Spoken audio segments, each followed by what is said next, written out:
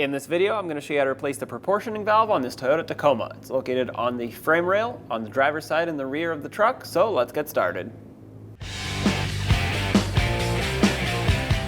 The first thing I'm going to do is remove this bolt that holds the lever, adjuster rod in place. You may not have to do this, but I prefer to do this just so I can get it out of my way. It's a 12mm socket on the nut side. Break this free. I have to hold the bolt side with a 12mm wrench.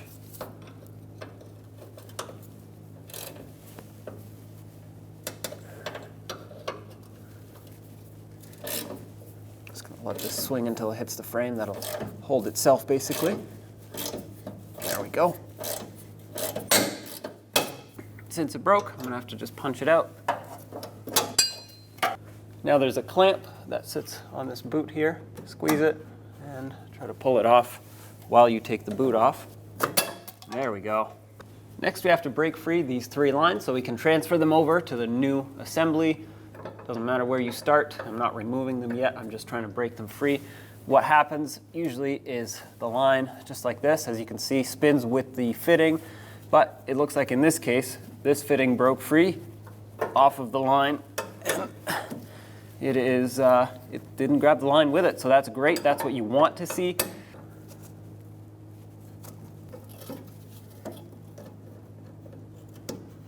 This one is also broken free, so that's great. And last one is this one.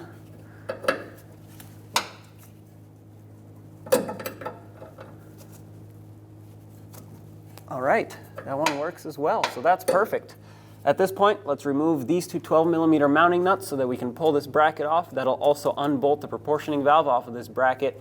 And once this is unbolted, I'm gonna quickly remove all these lines, transfer them over to the new one, and then bolt it back up. That's gonna give us the least amount of wasted brake fluid. 12mm socket.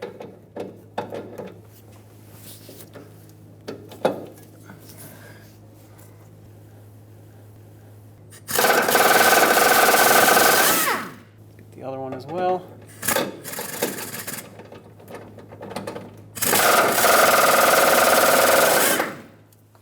This bracket should come off now. There we go.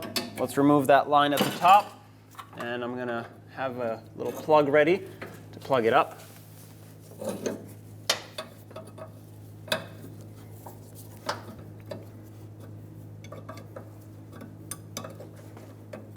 Okay, set this aside. I'm gonna plug this so that it hopefully stops leaking, at least for now.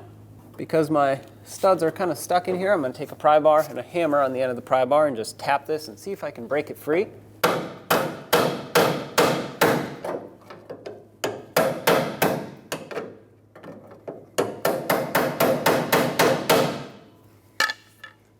Because my bolts broke, I'm gonna have to pull this entire bracket off and obviously fix that situation.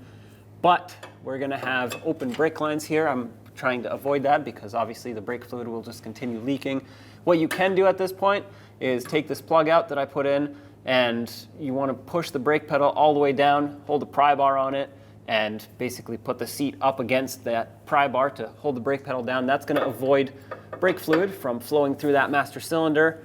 But what I will do is I'm actually just going to transfer these over to the new proportioning valve, keep this capped off just like here, except not bolted on. That's going to allow me to deal with my situation here. Okay. Now I'm going to take this, get that proportioning valve on here, snug it up so the line isn't leaking anymore. I know it's going to probably leak through that top port, but we'll deal with that in a second. For now, I just want this one to be properly secured. And of course, this isn't bolted on, so try not to bend the brake line too much. Give this about a quarter turn after it bottoms out. Let's do the same on that top one.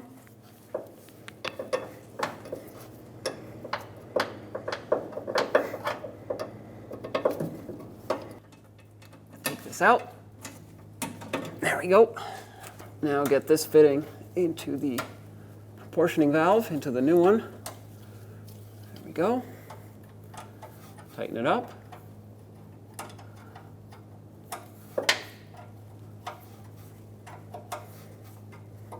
Oh, that's snug. I'm going to grab my longer wrench.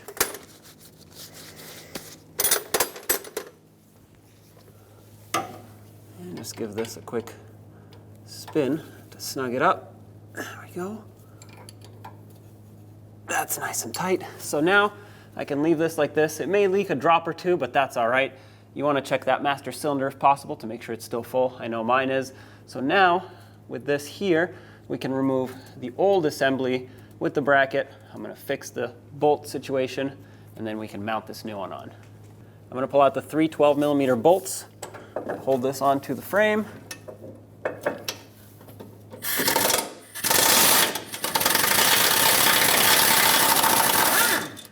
There's one.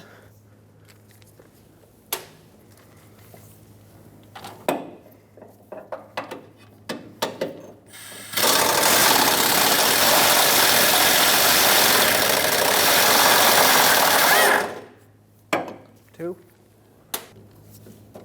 And last one over here.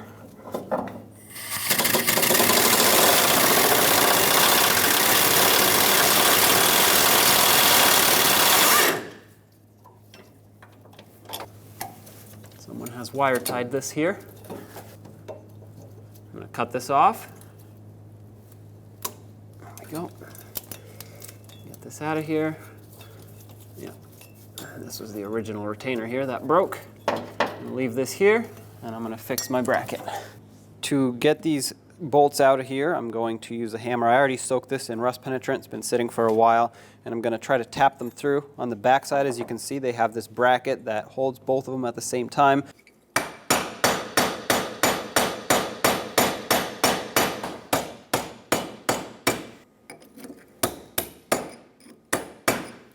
Okay.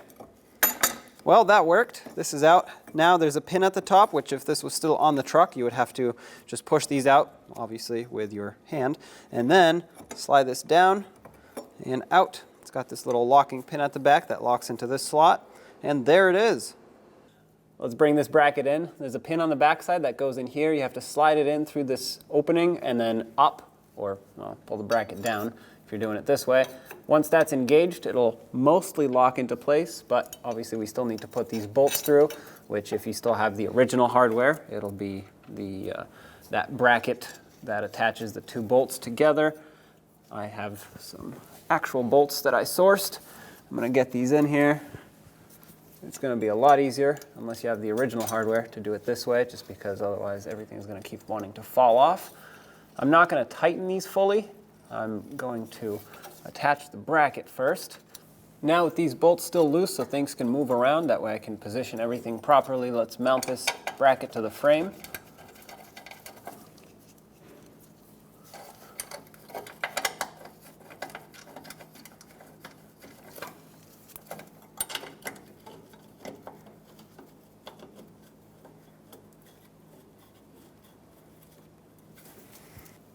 Snug these up.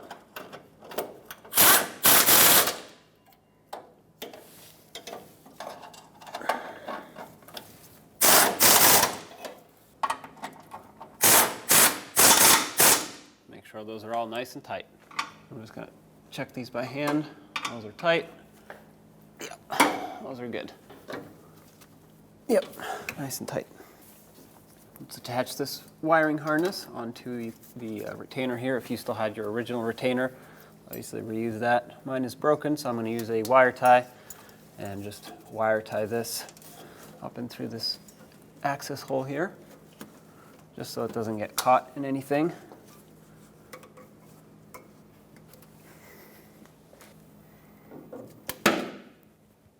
Now, I have these bolts in with the mounting nuts on. That was so that the proportioning valve wouldn't fall off, but you have to remove these in order to get that top brake line on with that bracket that holds it in place. At this point, the bolts can't really go anywhere anymore, so it's good, but you have to put these over. Okay, let's get this bracket on now.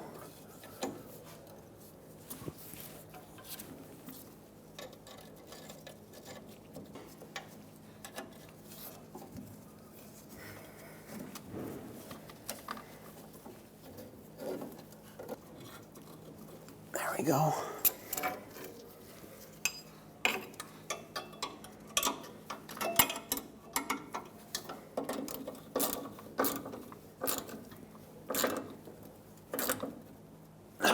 these nice and snug.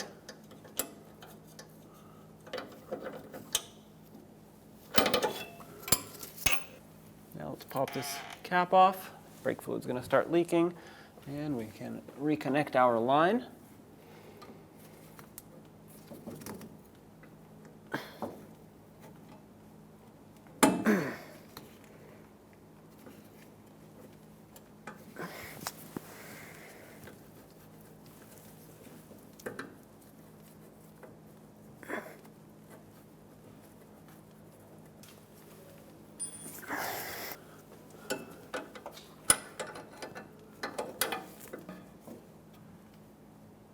There we go, that's tight.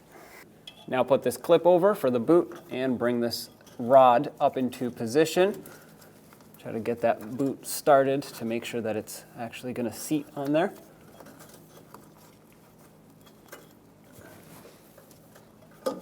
You can use a pick, try to help this boot seat into position, but obviously don't tear it up with the pick. There we go. Take a bolt, take your bolt and stick it through here. Clamp it onto the other side.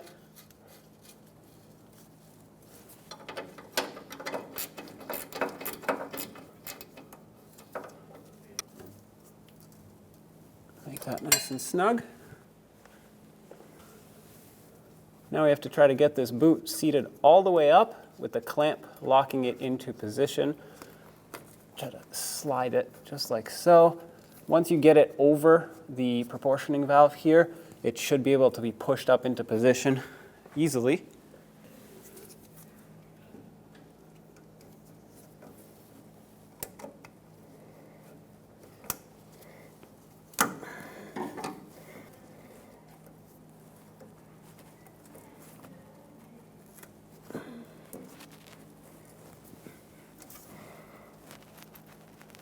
Okay, once you think the boot is fully seated, release the clamp. That should hold it on. Perfect. Let's crack this bleeder open on the proportioning valve to make sure there's no air stuck in here. Now let's crack the bleeder screw free on the proportioning valve here. Take this little boot off. Set it aside. Then use a 10mm wrench and break the bleeder free. I have a little collection receptacle here that's going to collect all my brake fluid. It also has a clear hose, which is going to help me see any air bubbles that come out of this. Open this up, and we're just going to let gravity pull the fluid through and push all the air out. I got to open it more.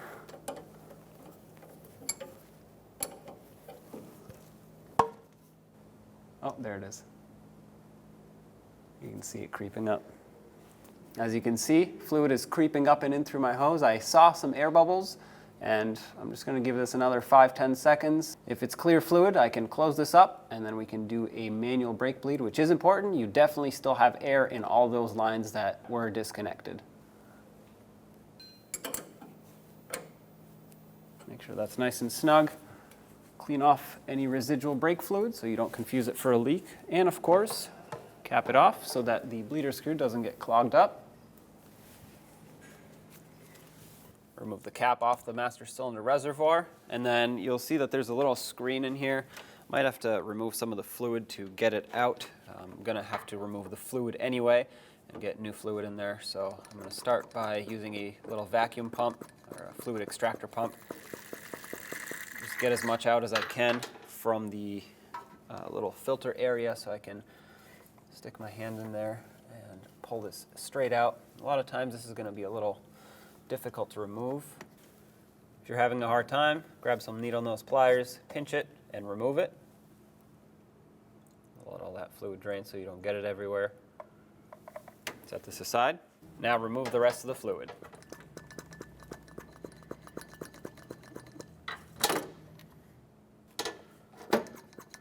Doesn't have to be 100% perfect, just do your best. Remove as much as you can.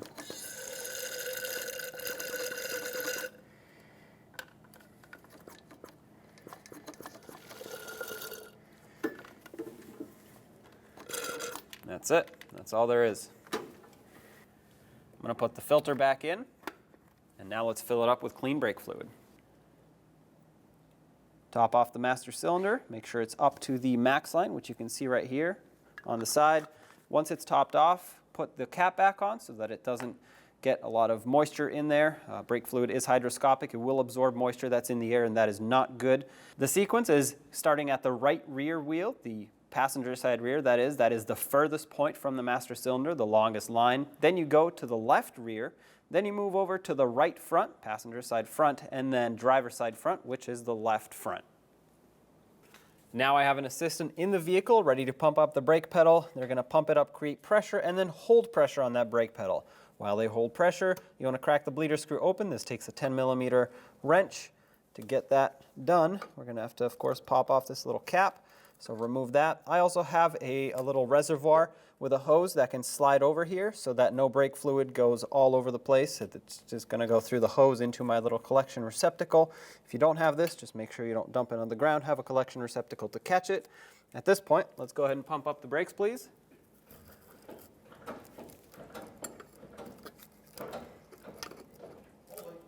All right, they're holding pressure, so I'm going to crack this open. You'll see fluid come in and through this hose here. If I can hold it. There we go. And once the pedal has reached the floor, close it up, and let's pump again.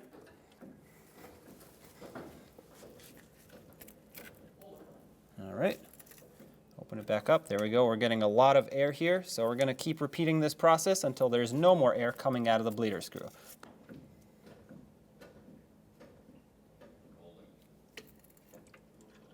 Perfect. You can release the brake pedal now. I had several passes of clean fluid, so I'm happy with that. I'm going to remove my reservoir, clean up any debris and residual fluid that is here, cap it off, and then you want to move to the driver's side rear. That's the left rear wheel cylinder, that is, so we can bleed there.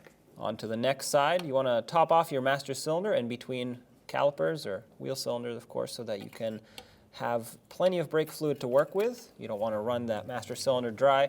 Pop off that cap. I'm going to put my little hose on here, just like that, and have my wrench ready. Go ahead and pump up the brakes and then hold pressure.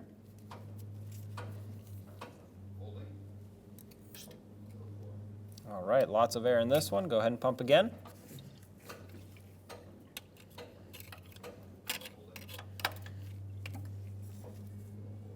All right, it's looking better. Pump again.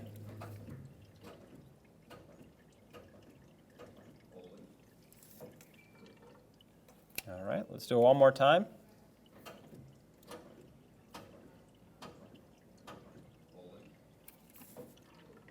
That looks really good, nice and clean. You can let go of the brake pedal now. I'm going to remove my hose. Of course, clean up any residual here. Cap it off. Now onto the passenger side front wheel, of course. Once again, top off that master cylinder, and then you're going to want to remove this little cap. Sometimes they need some help because they're stuck. Try not to break it. If this breaks, try to source a new one. What this does is it prevents the bleeder from getting clogged up inside. Now, same thing. I'm going to put my wrench on, put my little hose on here, and let's go ahead and pump up the brakes.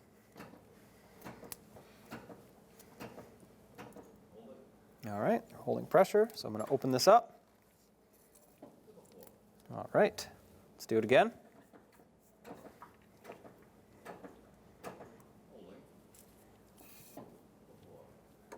And a couple more times, go again.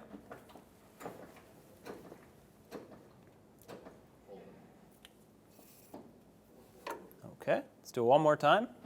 This is nice and clean.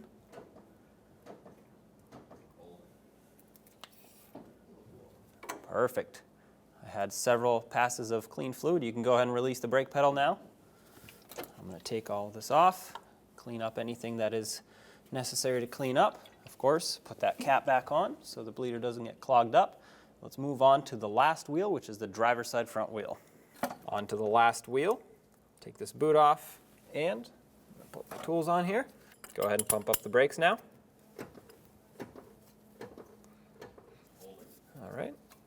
this open. Yeah, we got some air. Go ahead and pump again.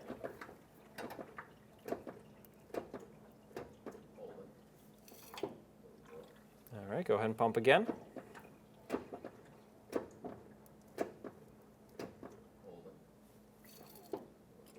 Perfect. Let's do it one last time just to be safe.